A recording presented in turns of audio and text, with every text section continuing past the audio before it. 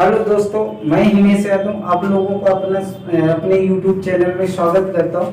आज दोस्तों आप लोगों के लिए एक नई चीज एडवांस की सीरीज लाने वाले हैं, क्योंकि आपके जो आगामी एग्जाम है, जैसे आपका जुलाई में CGL होगा, इसके बाद अगस्त में आपका 10+2 है, इसके बाद MTS का पेपर है। तो यहाँ पे आपको जो भी SSC कराती है उसमें 50% आपके एडवांस के क्वेश्चन आते हैं और 50% आपके अर्थमेटिक। तो आपका एडवांस का पोर्शन बहुत ज्यादा इंपॉर्टेंट, इस वजह से आप लोगों के लिए एक एडवांस की सीरीज जो फ्री रहेगी वो आपको YouTube channel math bye Himesh sir में आपको पूरा फ्री दिया जाएगा।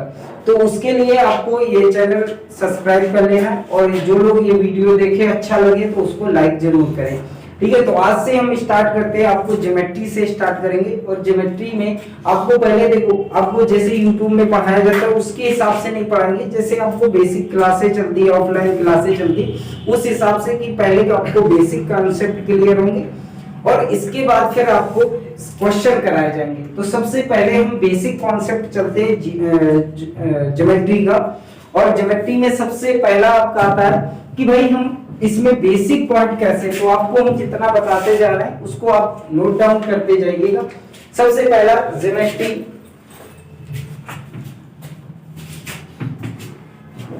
तो ज्योमेट्री में सबसे पहला यही आता है कि पॉइंट क्या होता है, बिंदु क्या होता है। तो सबसे पहले हम पॉइंट की परिभाषा समझते हैं। आप ये ना समझना बिंदु की परिभाषा क्या होती है कि आपको बहुत छोटा लेवल का पढ़ाया जाता है, ऐसा कुछ नहीं। आपको हम इस वजह से बेसिक पढ़ा रहे हैं क्योंकि अभी तक आप YouTube वगैरह में क्वेश्चन देखते होंगे तो आपसे सॉल्व नहीं हो रहे हैं। इस वजह से हम आपको 2-4 क्लासों में आपका बेसिक कंप्लीट कराएंगे, फिर आपको हम क्वेश्चन कराएंगे। तो सबसे पहले आपको बेसिक आना बहुत जरूरी है ज्योमेट्री में। तो सबसे पहला पॉइंट यही आता है कि बिंदु क्या है। बिंदु क्या है, तो बिंदु एक प्रकार की एक ऐसी आकृति होती है जो किसी भी आकृति की प्रारंभिक और अंत को दर्शाता है। बिंदु क्या होता है, किसी भी आकृति की प्रारंभिक और अंत को दर्शाता है, बिंदु कहलाता है।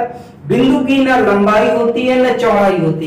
तो सबसे पहले बिंदु की परिभाषा, बिंदु की न लंबाई होती है,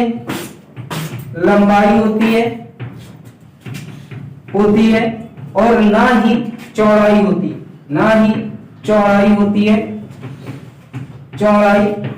है। सबसे पहला तो ये बिंदु किसी भी आकृति की प्रारंभिक और अंत को दर्शाता है। अगला पॉइंट आता है कि बिंदु किसी ज्यामिति आकृति की प्रारंभिक और अंत को दर्शाता है,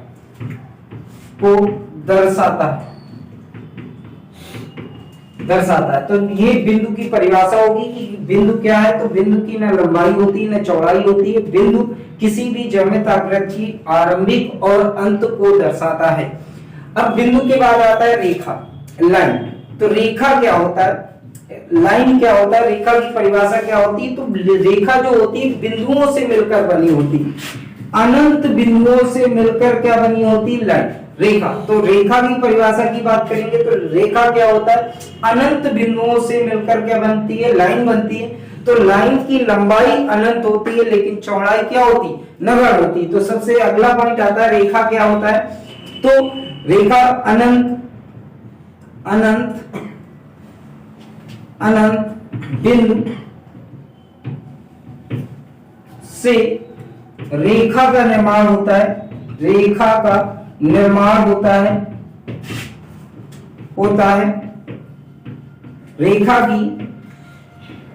लंबाई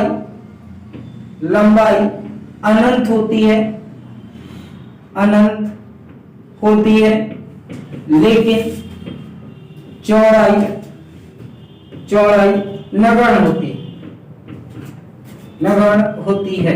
तो लाइन की परिभाषा क्या होगी भाई कि अनंत बिंदुओं से रेखा का निर्माण होता है, रेखा की लंबाई अनंत होती है जबकि चौड़ाई क्या होती है, नगण्य होती है। रेखा हो गया। इसके बाद आपका आता है रेखाखंड। इतना आप नोट डाउन कर लो, इसके बाद आगे चलते हैं। स्क्रीनशॉट ले लो या नोट डाउन कर लो। इसके बाद आता है रेखाखंड क्या होता है, लाइन सेगमेंट क्या होता है। अगला पॉइंट आता है लाइन सेगमेंट। क्या होता है? रेखाखंड। लाइन, रेखाखंड। रेखाखंड की बात करते हैं तो लाइन सेगमेंट क्या होता है? तो कोई भी रेखा है, जैसे ये अनंत तक, ये पॉइंट हो गया, ये अनंत तक जा रही, इस रेखा के किसी एक खंड को हम ले लेते हैं, उसको हम क्या बोलते हैं? रेखाखंड बोलते हैं। रेखा की वो जिसमें निश्चित दूरी, लाइन की वो डिफिनीशन जिसमें किसी निश्चित दूरी की बात करें, एल लंबाई की है, कोई रेखा जो है एल लंबाई की है, तो उसको हम रेखा नहीं बोलते, क्या बोलते हैं? रेखाखंड। तो रेखाखंड क्या होता है? किसी भी रेखा का वो भाग जिसकी दूरी क्या हो? निश्चित हो, या लंबाई क्या हो? निश्चित हो, रेखाखंड कहलाता है। तो रेखा का वह भाग जिसकी लंबाई निश्चित होती है, वो क्या कहलाती है? लाइन सेगमेंट या रेखाखंड कहलाता है। अगला पॉइंट आता है रे क्या होता है? किरण क्या होता है? किरण की बात करते हैं। रे क्या होता है? तो सबसे पहले रे की परिभाषा। तो रे क्या होता है? जैसे आप टॉर्च वगैरह देखते होंगे तो टॉर्च में रे किरण जाती है, तो किरण एक किसी निश्चित बिंदु से निकलती है और वो अनंत तक जाती है। तो हमने कहा रे की परिभाषा जिसका प्रारंभिक बिंदु निश्चित हो लेकिन अंत निश्चित ना हो, उसको हम क्या बोलते हैं? रे बोलते हैं। तो जिसका प्रारंभिक बिंदु निश्चित हो, तो परिभाषा इसकी क्या बन जाएगी? जिसका प्रारंभिक बिंदु निश्चित हो लेकिन अंत अनिश्चित हो, उसे हम क्या बोलते हैं? रे। अनिश्चित हो, उसे हम क्या बोलते हैं? किरण बोलते हैं। तो रे की परिभाषा क्या होगी? किसी जिसका प्रारंभिक बिंदु निश्चित होगा लेकिन अंत क्या हो? अनिश्चित हो, उसे हम रे बोलते हैं। ऐसे कुछ इसके डायग्राम बनेगा, ठीक है। रे, अब रे के बाद अब आपका आता है अगला टॉपिक एंगल। एंगल क्या होता है? तो एंगल में ये इसको नोट डाउन कर लो या स्क्रीनशॉट ले लो, ठीक है। इसके बाद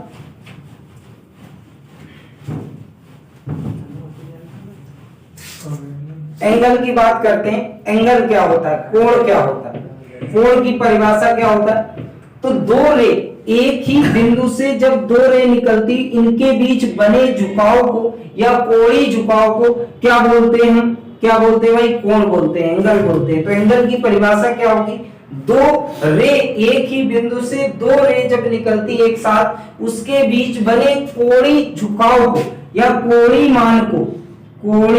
मान को क्या बोलते हैं? एंगल बोलते हैं या कोण बोलते हैं। इस कोणीय मान को एंगल या कोण बोलते हैं। इसे कोणीय भुजा बोलते हैं। इन्हें आप इस रे को क्या बोलते हैं? कोणीय भुजा बोलते हैं। और इसे क्या बोलते हैं? कोणीय शीर्ष। इसे क्या बोला जाता है? कोणीय शीर्ष, वर्टेक्स, ठीक है। तो हमने कहा रे क्या होता है, एंगल क्या होता है? तो एंगल की परिभाषा एक ही बिंदु से जब दो रे निकलती हैं, दो किरण निकलती हैं, तो उनके बीच बना कोणीय मान ही कोण कहलाता है, जिसमें रे को कोणीय भुजा कहते हैं और जो प्रारंभिक बिंदु है उसे हम कोणीय शीर्ष कहते हैं। तो एंगल की ये परिभाषा होगी। तो लिखना चाह रहे तो लिख लेना कि दो किरणों के बीच बने झुकाव को कोणीय मान कहते हैं। ये आप फिगर बना लो, इसके बाद आगे चलते हैं। अब आता है कोण के प्रकार। तो कोण के प्रकार में चलते हैं। तो सबसे पहला आता है जीरो एंगल कोण, 0 डिग्री कोण या जीरो एंगल कोण। तो जीरो एंगल क्या कोण होता है कि जब दो रे एक दूसरे पर ओवरलैप कर जाती, जब दो रे एक दूसरे पर ओवरलैप कर जाती है, तो इस एंगल को हम क्या बोलते हैं? 0 डिग्री एंगल बोलते हैं। थीटा की वैल्यू क्या है? 0। इसके बाद आता है न्यून कोण। क्या आता है? न्यून कोण, एक्यूट एंगल। न्यून कोण क्या होता है? तो जब दो रे के बीच ऐसा कोई मान हो, ऐसा थीटा का मान हो, थीटा इक्वल क्या होना चाहिए? थीटा हमेशा 0 से ग्रेटर होना चाहिए, 0 से बड़ा होना चाहिए और लेस देन होना चाहिए कितने से? 90 से। तो उसे हम बोलते हैं न्यून कोण। न्यून कोण के बाद आता है समकोण। न्यून कोण के बाद क्या आएगा? समकोण। तो समकोण क्या होता है? जब थीटा की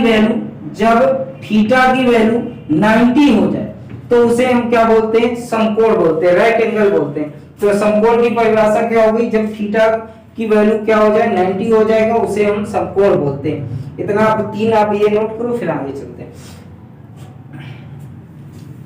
नेक्स्ट, समकोण के बाद आता है अधिक कोण। समकोण के बाद क्या आता है, अधिक कोण। तो अधिक कोण की बात करते हैं।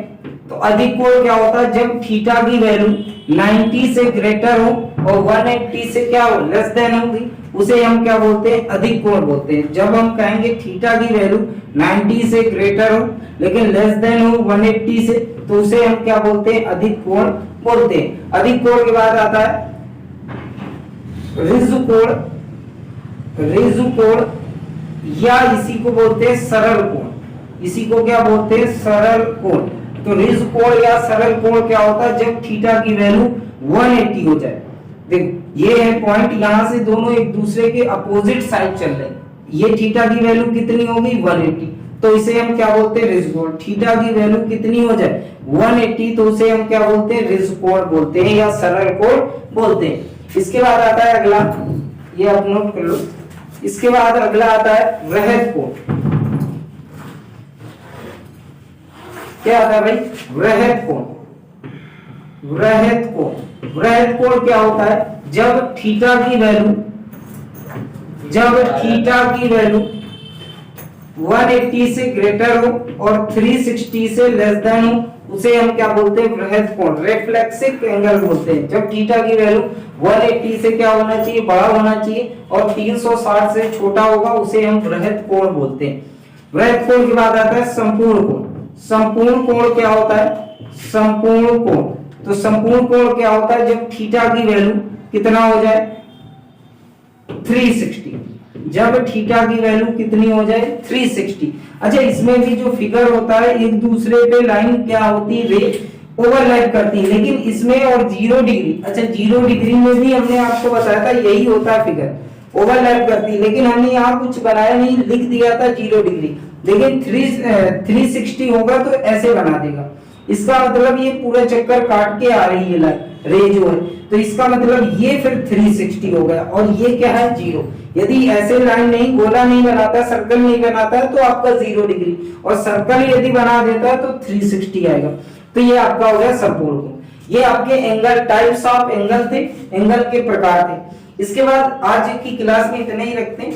इसके बाद कल से आपको हम इसके एंगल के प्रकार और बताएंगे। जैसे आपने पढ़ा होगा एकांतर कोण, या आपने और भी शीर्षाभूमि कोण पढ़े होंगे, तो ये आसन कोण पढ़े होंगे। ये सारे आपको कल के क्लास में कराएंगे, क्योंकि आज ये पहली क्लास थी। बस आप लोगों को थोड़ा सा बताना था कि हाँ, ज्योमेट्री की क्लास आपकी स्टार्ट हो रही है, और ये YouTube पे पूरी सीरीज फ्री चलेगी, और पर डे आपका एक वीडियो आएगा इसका, ठीक है।